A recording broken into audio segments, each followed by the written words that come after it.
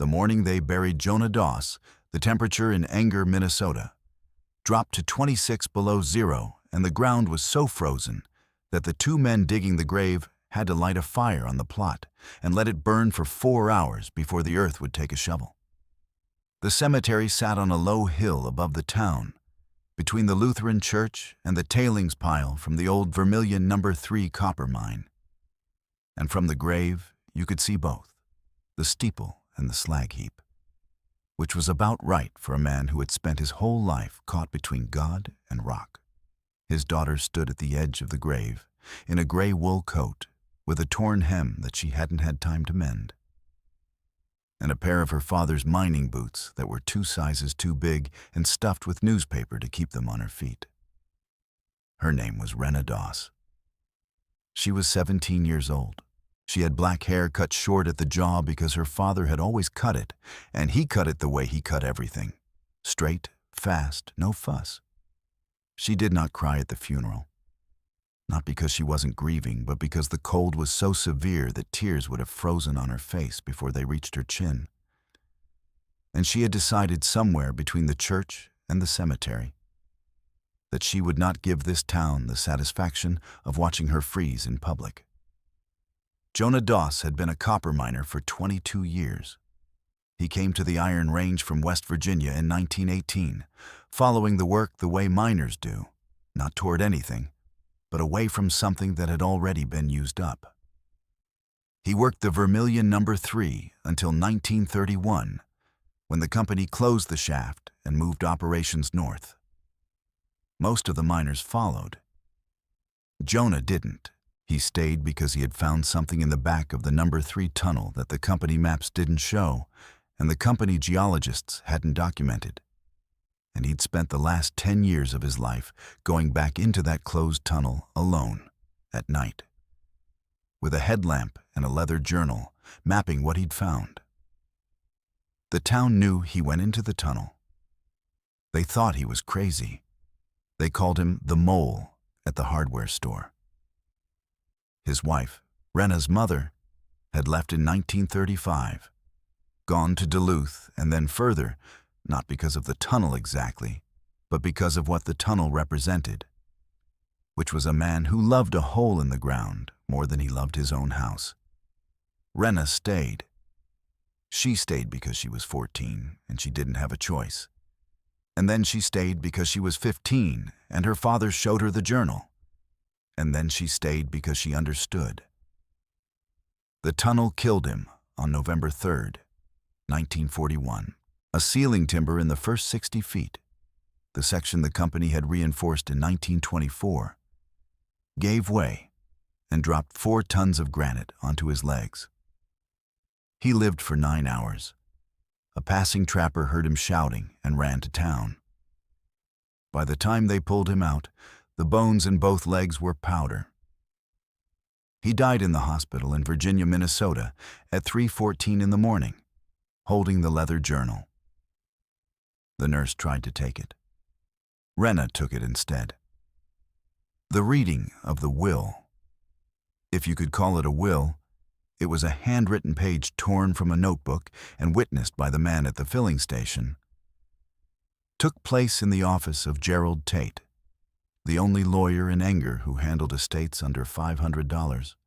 Jonah left Rena the house, which was a 2-room cabin near the rail yard that he rented, not owned. He left her his tools, which were in the tunnel. He left her the tunnel itself, which he did not own either. But the mineral rights had lapsed, and the company had abandoned the claim in 1933. And Jonah had filed a homestead claim on the surrounding 12 acres in 1936, which included the tunnel entrance, and that claim was valid. Gerald Tate read this aloud to a room that contained Rena, the filling station man, and the county assessor, who had come because he thought there might be back taxes owed. Nobody laughed exactly. The assessor looked at the paper and said, "He left you a hole that killed him. That's generous." Rena folded the deed and the journal into the inside pocket of her father's coat, which was now her coat. and walked home in mining boots that left tracks 3 sizes too big in the snow. If you want to find out what Jonah Doss spent 10 years mapping in the back of that tunnel, and why 3 towns would come to depend on it the winter the roads disappeared, subscribe to Hollow and Harvest and tell me in the comments where you're watching from. Because what his daughter found when she finally reached the end of that tunnel is a story that saved more people than the mine ever employed. Rena had been inside the tunnel twice before her father died, both times with him. The first 60 feet were standard mine construction. Timber framed, rail tracks on the floor for ore carts, granite walls scarred with drill marks.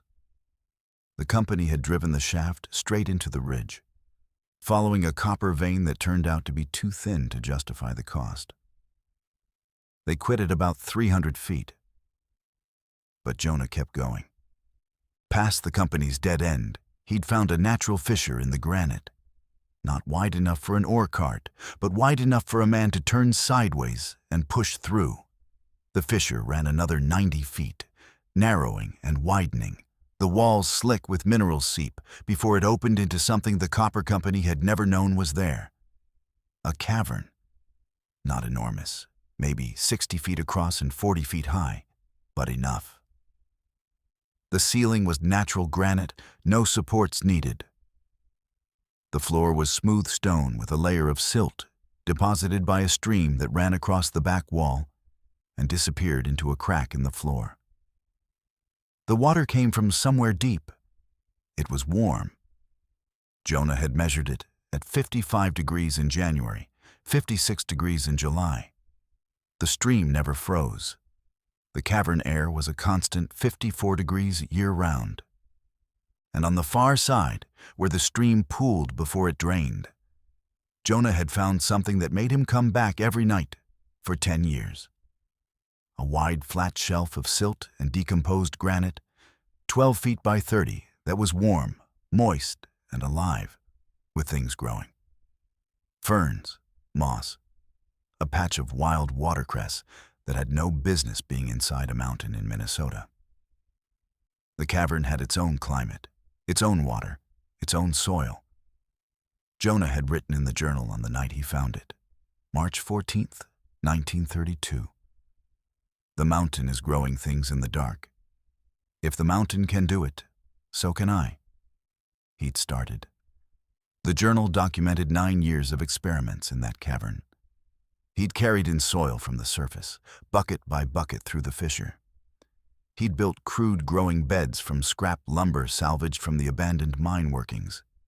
He'd planted potatoes, turnips, onions, garlic, root crops that didn't need light. He'd found that the warm stream water, channeled through shallow trenches alongside the beds, kept the soil temperature high enough for germination and growth, even in the dead of a Minnesota winter. He'd experimented with reflectors, pieces of tin angled to bounce the light from a carbide lamp onto flats of lettuce and kale near the cavern entrance, where some daylight filtered through the fissure. He'd grown mushrooms on logs he'd dragged in from the birch forest. He'd even started ginseng along the stream bank. The journal entries were meticulous: dates, temperatures, yields per square foot, failures and corrections. The last entry was dated October 29th, 1941, 5 days before the ceiling killed him. Potatoes from the east bed, 14 pounds. Turnips from the stream trench, 8 pounds. The kale reflector is working.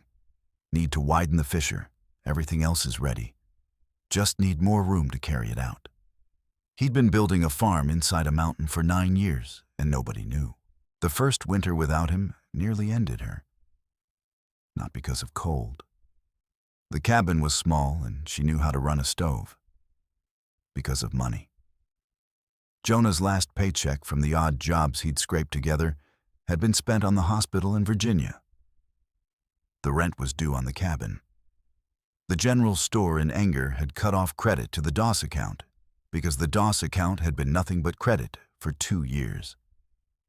Rena had $17, a bag of dried beans, half a sack of flour, and a tunnel full of food she couldn't reach because the cave-in had blocked the first 60 feet with 4 tons of broken granite. She ate beans and biscuits for 3 weeks. She lost weight she didn't have to lose. She split firewood until her hands bled, and then she wrapped them in strips from an old shirt and split more. On the night of December 11th, the temperature hit 34 below. The stovepipe cracked, and she woke at 2 a.m. to a cabin full of smoke.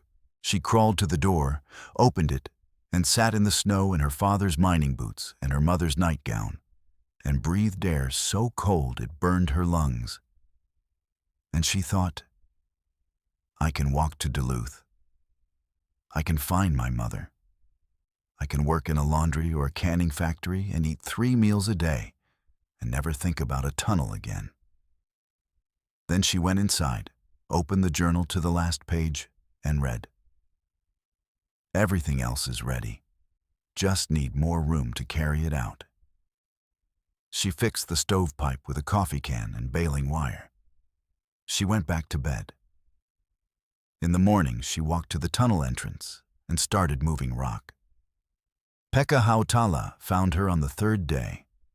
He was 71 years old, Finnish, white hair cropped close to his skull, deep-set eyes the color of lake ice, and he was missing the index and middle fingers on his left hand from a drilling accident in 1919 that he never talked about and never seemed to notice. He'd been a copper miner at the Vermilion No. 3 from 1912 to 1931. He was the only person in Anger who had not called Jonah Doss crazy. He appeared at the tunnel entrance carrying a pry bar and a lantern and said, in an accent that 29 years in Minnesota had not softened, "Your father told me if something happened to him, to give you 2 weeks and then come help. It's been 6 weeks. You're slower than he said you'd be." They cleared the cave-in together. It took 11 days. Pekka couldn't swing a sledge anymore. His back was a ruin of compressed discs and old fractures. But he knew how to read rock. He knew which pieces to pull and which to leave. He knew how to timber a new frame from green birch logs that would hold the ceiling while they worked underneath it. He'd spent 40 years inside mountains, and the mountains had broken his body, but they hadn't taken his knowledge. He showed Renna how to set a charge with black powder, not to blast, but to crack.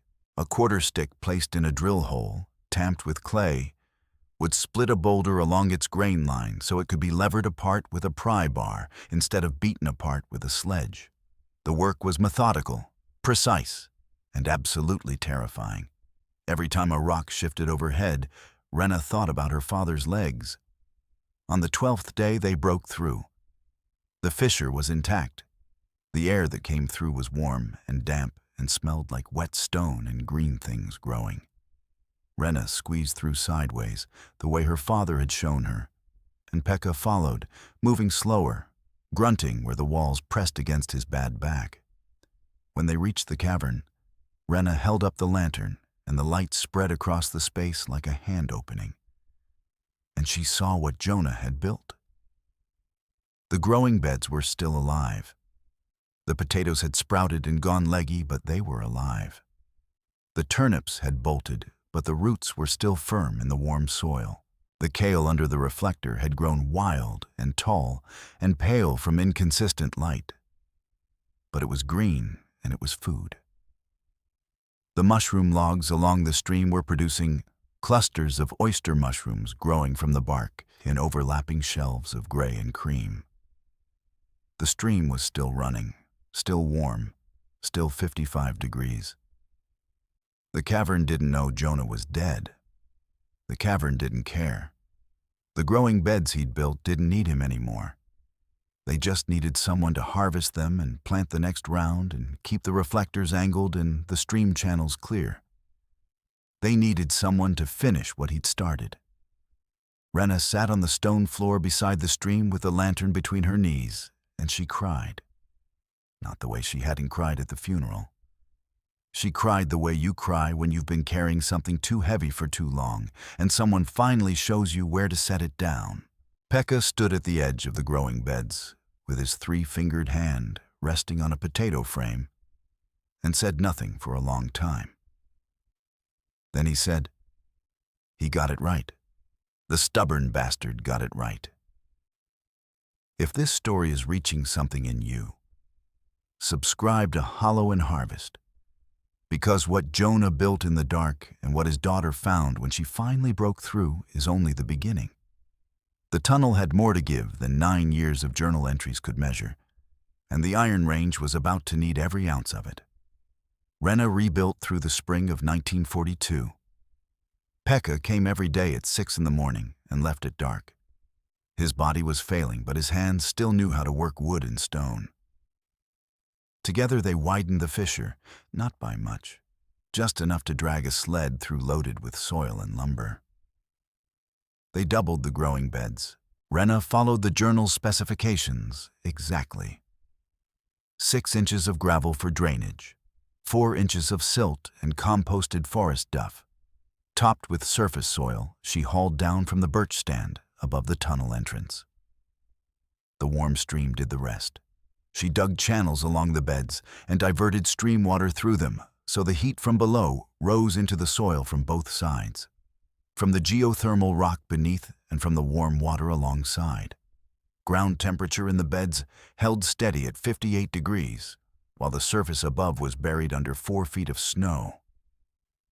She expanded the reflector system. Jonah had used tin scraps. Rena found a cache of polished copper sheets in the abandoned mine office, left behind when the company pulled out. 2 corroded on the edges to sell, but still bright in the center. She cut them with tin snips, mounted them on hinged frames, and positioned 3 carbide lamps at calculated angles. The geometry was in the journal. Jonah had drawn it out with a protractor and a ruler. Angle of incidence, angle of reflection, optimal throw distance for each species. Lettuce needed 6 hours of reflected light. Kale needed 4. Spinach could manage on 3. She built it to his drawings, and the first flat of lettuce came in 22 days after planting. Bright green and crisp, grown entirely underground. The mushrooms were the most reliable crop. Oyster mushrooms on birch logs, shiitake on oak logs she dragged from a windfall 2 miles south. The cavern humidity was perfect, hovering around 85% near the stream. She inoculated 20 new logs in April, stacking them in a crib pattern against the back wall where the air was stillest. By June they were producing. By August she had more mushrooms than she could eat. 10-15 pounds a week from the older logs, with the new ones just starting. She dried the surplus on racks she built above the stream where the warm air rose, and stored them in flour sacks on a shelf Pekka carved into the cavern wall, with a chisel and a hand that was missing 2 fingers and didn't seem to notice. By autumn, she had a system.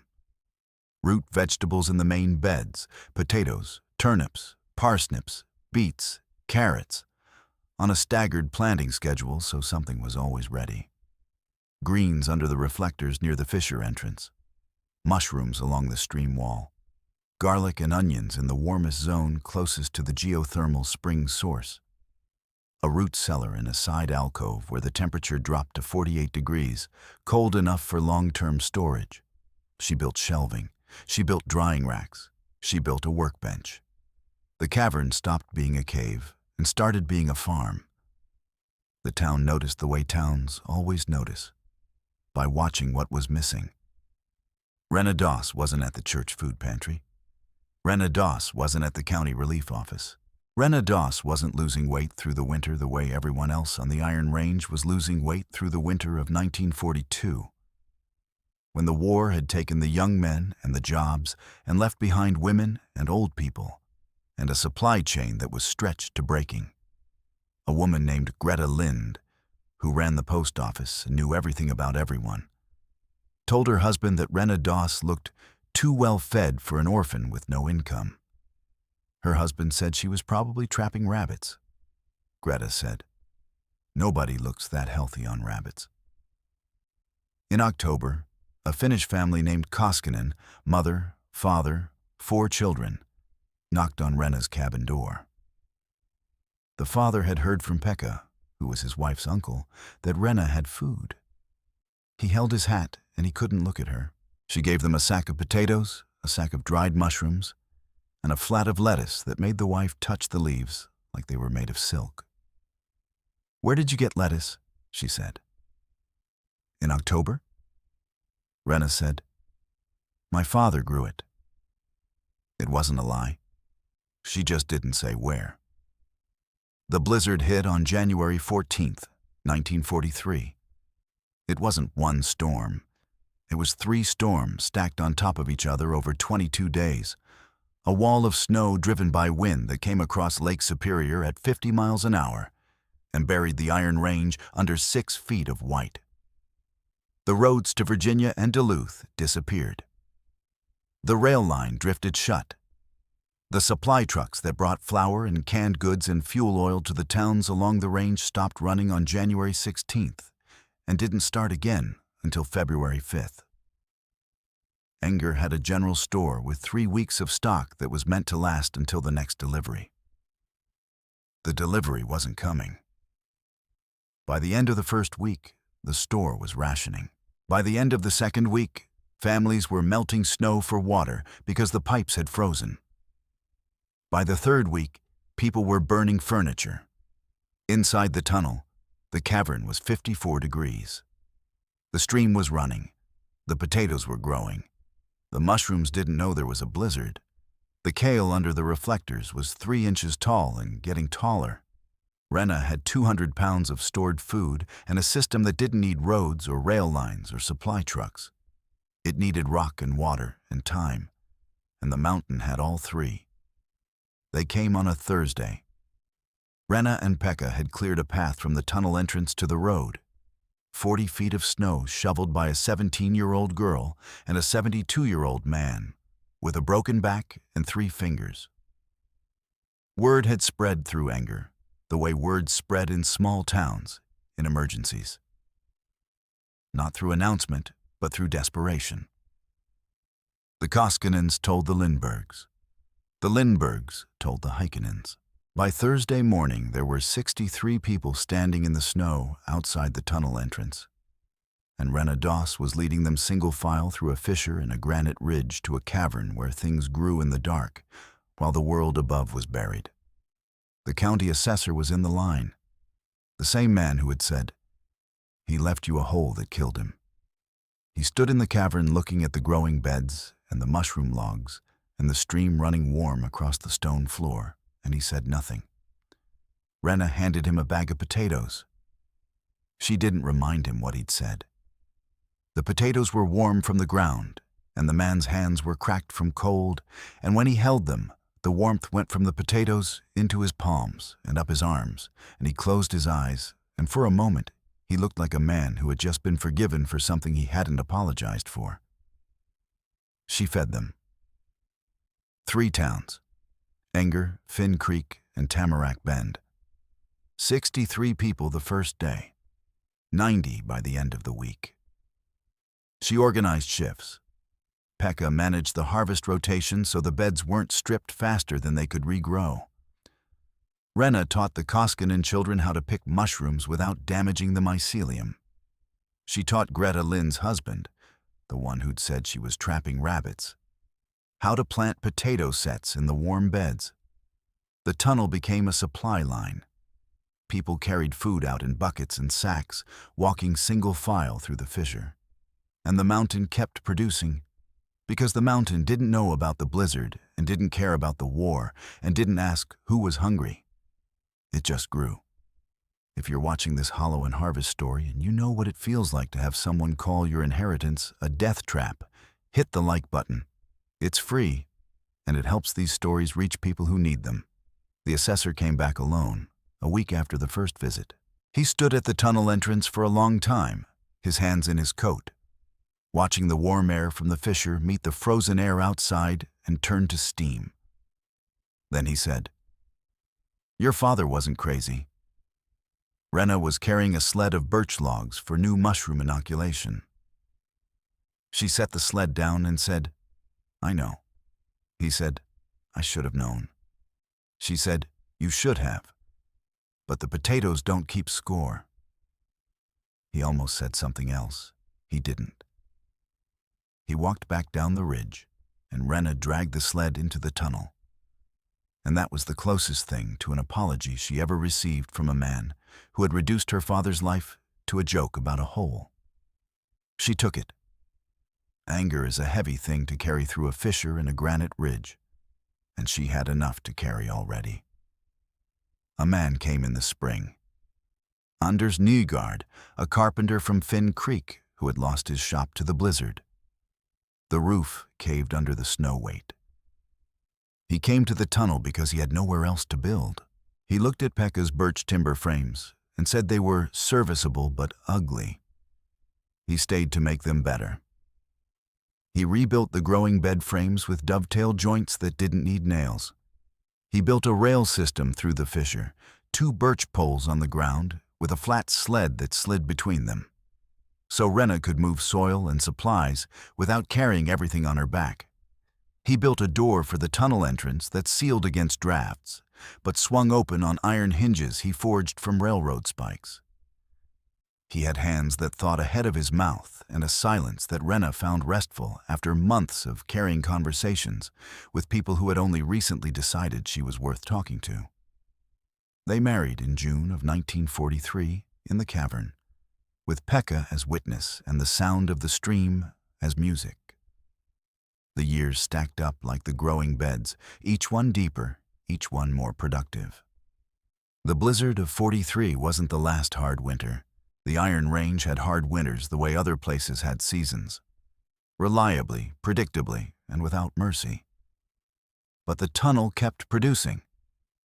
By 1945, Rena had taught 6 families to build their own cavern beds using the geothermal stream as a heat source. Pekka helped 3 of them find similar fissures in the granite ridge. The copper company had punched exploratory shafts all along the range in the 1920s, and several of them connected to natural caverns with warm water seeps. Not everyone was as good as Jonah's, but everyone was better than nothing. The county extension agent came in 1947, a young man from the University of Minnesota who had heard about underground growing on the Iron Range and thought it was a rumor.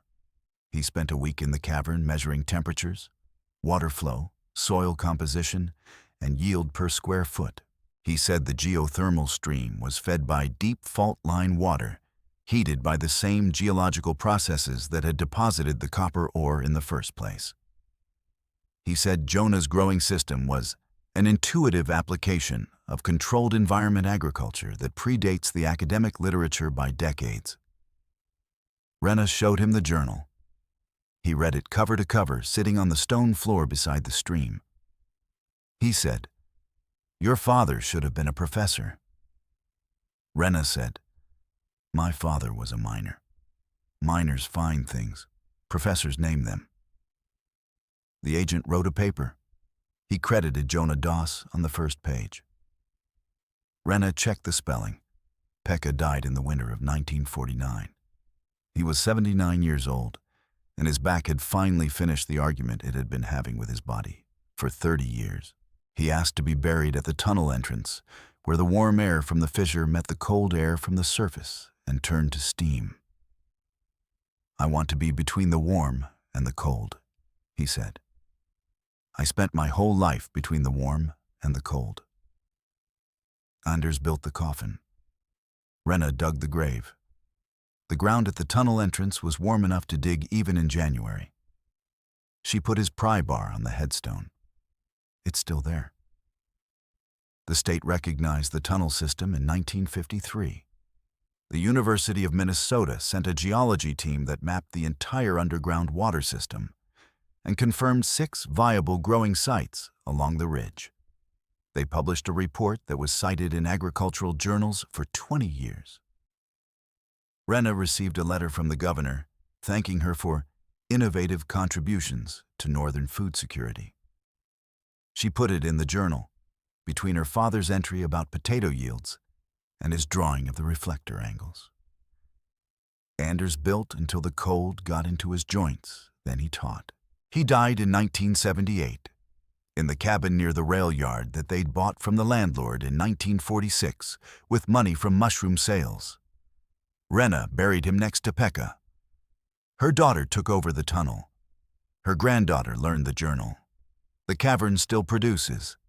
The stream still runs at 55 degrees. The mountain doesn't know what year it is. It doesn't need to. People say inheritance is what someone leaves you when they die. That's half right. Inheritance is what someone leaves you when they die that you have to decide whether to carry. Jonah Doss left his daughter a tunnel that killed him, a journal full of measurements, and a farm growing in the dark inside a mountain. The county assessor called it a death trap. The town called her father crazy. The mine company called the tunnel worthless and walked away. But the tunnel had a cavern, and the cavern had a stream, and the stream had heat, and the heat grew food. And the food fed people who had been told there was nothing left. The things that save us don't come labeled. They don't come with instructions or apologies or explanations. They come as tunnels nobody can enter, and holes that killed the person who found them, and 12 acres of worthless mineral rights, and a leather journal with handwriting that gets shaky on the last page. They come disguised as nothing. And the only thing standing between nothing and everything is someone stubborn enough to move the rock.